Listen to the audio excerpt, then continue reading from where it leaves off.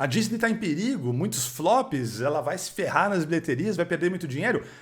Mas sim, mais ou menos, mas tem algum exagero por aí. Eu vou mostrar para vocês números, a gente vai analisar juntos aqui alguns dados mais concretos para ver o que está acontecendo com as bilheterias no cinema como um todo nesses últimos meses e com a Disney em particular. Eu sou Felipe Fonseca, sejam bem-vindos ao meu canal. Se você não é inscrito ainda, por favor, considere se inscrever para ficar sempre por dentro de todos os vídeos que eu posto aqui no canal. E se você curtiu o vídeo, deixa o joinha para ajudar na divulgação aqui no YouTube. Tragédia, e a Disney já era, e vai perder dinheiro, e acabou, e os filmes de super-heróis ninguém quer mais, e ninguém mais quer continuação. E não é bem assim, gente. Vou mostrar para vocês. Vem comigo, vou mostrar alguns números aqui. A gente está vendo esse gráfico do site The Numbers. Eu usei isso na minha análise da bilheteria do The Flash. Vou deixar o link para o vídeo aqui depois desse, tá? Se você não assistiu por acaso. Então vamos lá. Aqui em roxo a gente tem o Elementos da Disney, da Pixar, né? Disney. Aqui em azul o Flash. Aqui em verde o Indiana Jones e a Relíquia do Destino. Aqui em laranja a Pequena Sereia. Em vermelho Guardiões da Galáxia Volume 3. E em azul o Aranhaverso, através do Aranhaverso. Então vocês podem ver que nesse momento, né, Indiana Jones e a Relíquia do Destino, ele está melhor, né, passados aqui 11 dias da estreia dele, do que estavam o Flash e do que estavam Elementos. Elementos, inclusive, é o pior desses todos, mas, que vocês vão perceber aqui, ele começou a melhorar. Nesse momento que eu faço o vídeo, ele está na terceira semana em cartaz aqui no Brasil e foi o melhor final de semana de Elementos. Ele foi melhor do que o primeiro e do segundo. O segundo já tinha sido melhor que o primeiro e o terceiro foi melhor que os outros dois. O que é raro de acontecer nas bilheterias do filme fazendo cada vez mais bilheteria a cada final de semana. Sem dúvida nenhuma, pelo timing, tem muito a ver com as férias, agora de julho, da escola. A criançada está mais disponível, com certeza está levando mais pessoas ao cinema. Mesma coisa acontecendo no Hemisfério Norte, que agora eles entraram lá no período de férias, em grande parte do Hemisfério Norte. As crianças também estão de férias, as férias de verão lá no Hemisfério Norte. Também parece ter uma melhora lá. Então, esses números esses que vocês estão vendo aqui são só nesse gráfico da bilheteria nos Estados Unidos, tá? Mas a curva, o gráfico, vale quase que o mesmo para o mundo todo, tá? Então o Elementos começa a dar uma recuperada, mas ainda assim bem abaixo das expectativas, um filme de 200 milhões de dólares, né, de orçamento. O Flash definitivamente, né, bem abaixo, 250 milhões de dólares, se não me engano, não, 200 milhões de dólares de orçamento para esse filme, e ele está aqui nos Estados Unidos com pouco mais de 100 milhões, no mundo todo 262 milhões, ele está com 1,3 vezes o orçamento nesse momento dele. Não é uma regra, tá, gente? Não é um número que vocês podem usar para tudo, mas a grosso modo, para essas grandes produções de Hollywood, o cálculo que se tem para o filme começar a dar lucro, né, para não ser um fracasso, né, para não ser um prejuízo, é de 2,5 vezes o custo do orçamento. Então eles têm que faturar na bilheteria 2,5 vezes para começar a dar lucro, né, pelo menos se pagar, não ser um filme que deu prejuízo. O que se prevê com Indiana Jones, baseado no momento que ele está agora, apesar de novo, ele está acima do Flash e do próprio Elementos. Mas vocês veem que o Elementos foi se mantendo, indo para cima. Vamos ver para onde vai esses números aqui no Indiana Jones, mas a previsão não é muito animadora. Pelo boca a boca que está se gerando do filme, os maiores fãs, eu sou um deles, fiz uma live aqui de mais de 1 hora de duração com outro grande fã, meu amigo Felipe Canho. A gente falou bastante sobre o filme, discutiu o filme, o pessoal do chat participou também. E mesmo fãs como eu, como ele, não ficamos tão felizes com esse filme. Parece que não aprenderam as lições da Caveira de Cristal, várias delas, né? E 15 anos depois entregam um filme que, de novo, deixa a gente meio... E isso não é nada animador, né? Porque boa parte do público mais jovem nem tem essa ligação com o personagem. Eu vi em vários vídeos aqui no YouTube, no TikTok, pessoas que são mais novas e que não têm uma ligação afetiva tão grande com o personagem de Indiana Jones, aí falando até pior do filme. E eu consigo entender, porque daí aquelas coisas que poderiam salvar e que eu valorizo muito, como a trilha sonora, a atuação do Harrison Ford, quem não tem ligação nenhuma com isso, meio que passa a batida, mais um filme, um cara de filme genérico. E eu não tenho como argumentar contra isso. Então isso é um problema. E um problema maior ainda é que Indiana Jones vai começar a enfrentar, assim, meio que ele está subindo aqui, mas ele deve começar a estabilizar essa bilheteria dele e começar até a cair esse gráfico. Porque a partir dessa semana e das próximas semanas, a gente vai ter grandes estreias que vão tirar outras salas, que vão ocupar salas e que pelo hype, pelas perspectivas, pelas pré-estreias, deve levar muita gente ao cinema. Então a gente vai ter Missão Impossível 7, Oppenheimer, Barbie, só esses três nas próximas 2 semanas que vão comer grande parte da fatia do público no mundo todo. Tem um outro dado interessante também, que filmes na China, que é o segundo maior mercado, prestes aí a ultrapassar os Estados Unidos e se tornar o maior mercado, né, em termos de bilheteria no mundo, tem filmes chineses lá na China fazendo muita bilheteria, mais dinheiro do que alguns dos filmes americanos. Então é outro dado aí interessante para valer nessa conta toda. Mas a gente pode ver que A Pequena Sereia, vocês estão vendo aqui, está bem acima disso tudo, e mostra o momento da Disney, que mesmo assim, A Pequena Sereia nesse momento está com 542 milhões de dólares de bilheteria no mundo, 2,2 vezes o orçamento, né, do filme, de 250 milhões de dólares. É um filme caro. E a partir ainda está chegando ali nos 2,5, tem que passar de 600 para começar a trazer lucro, né? Não é muito animador.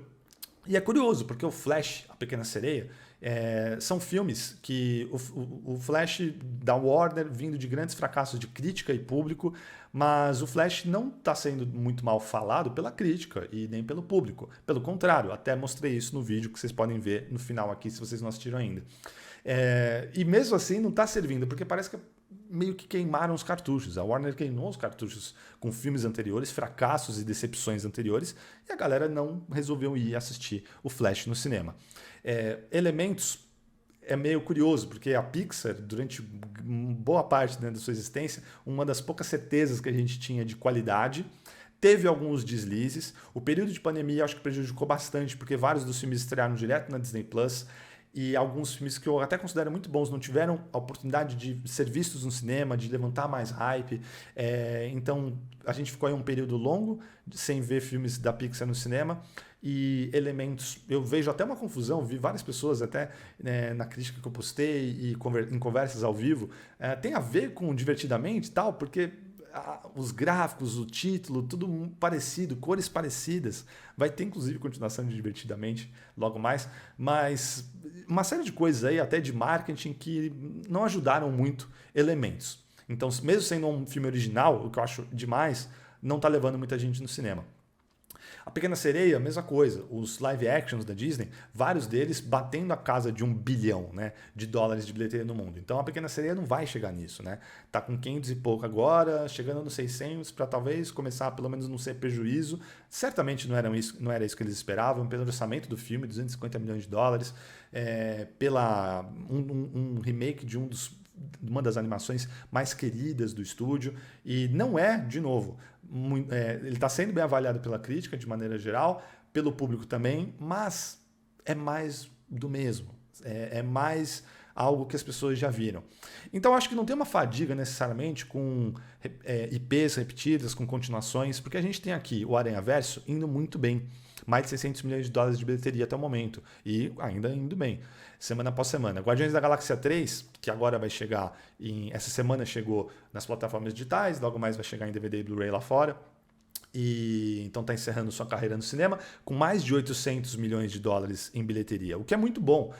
Nem todos os filmes da Marvel ultrapassam a barreira de 1 bilhão e, de novo, as bilheterias no mundo inteiro, desde 2019, após o período de pandemia, ainda não retornaram 100% ao que era até 2019. Né? Há previsão desse ano a bilheteria se reestabelecer no mundo e chegar a igualar ou talvez até passar 2019, mas parte disso tem a ver com o aumento dos ingressos, do valor dos ingressos. Então, não necessariamente mais pessoas estão indo ao cinema, mas como os ingressos ficaram mais caros, a bilheteria ali dá uma igualada. Se for colocar a inflação nessa conta aí, talvez, é bem provável que ainda não estejam indo mais pessoas ao cinema como iam até 2019, o que é sempre um motivo de preocupação.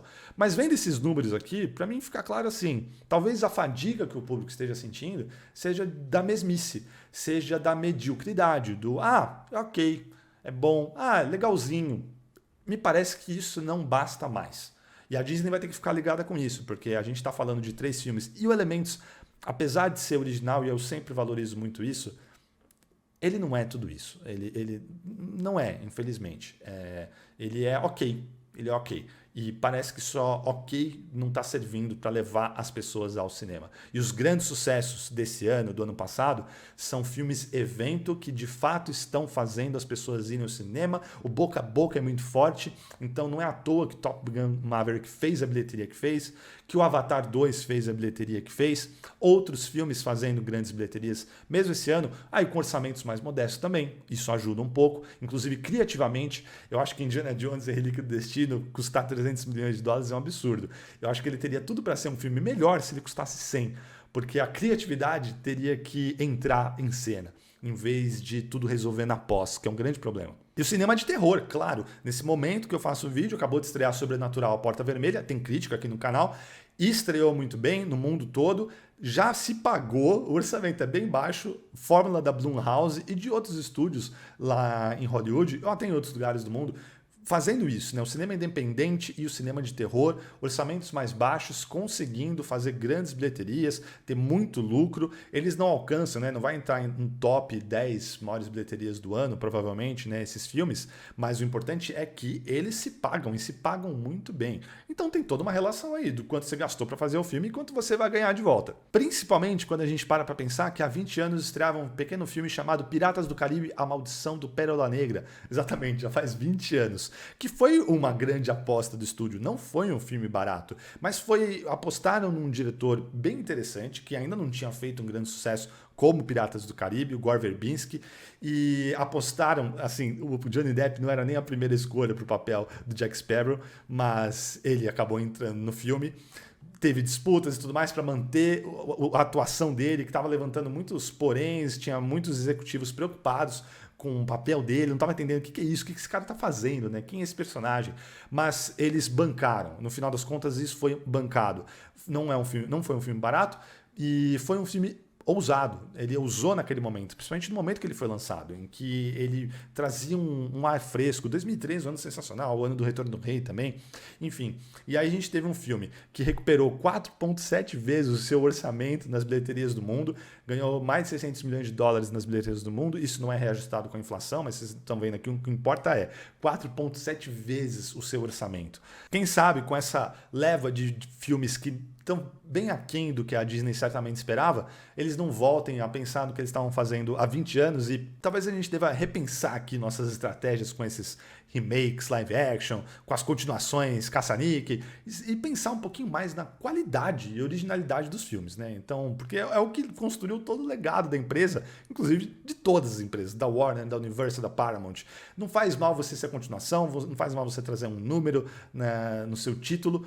O importante é a qualidade do filme, a originalidade, a ousadia. É isso que vai levar as pessoas ao cinema, especialmente pós-pandemia, em que os hábitos das pessoas mudaram radicalmente nesses últimos 3 anos. E de fato a gente está vendo isso. Não é qualquer filme, não é um filme legalzinho que está levando as pessoas para a sala de cinema. É isso, pessoal. Muito obrigado sempre pela audiência de vocês. Deixem o like aí se vocês curtiram e a gente se vê no próximo vídeo. Um grande abraço e até mais.